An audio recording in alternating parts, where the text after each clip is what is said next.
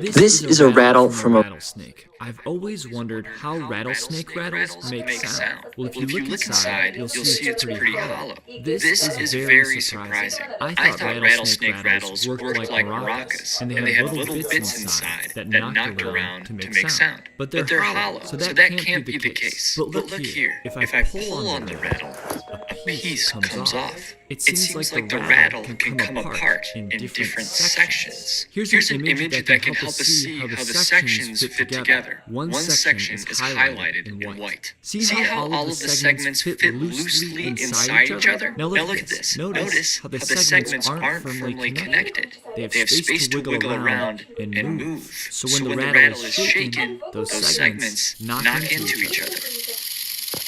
And that's how a rattlesnake rattle rattles.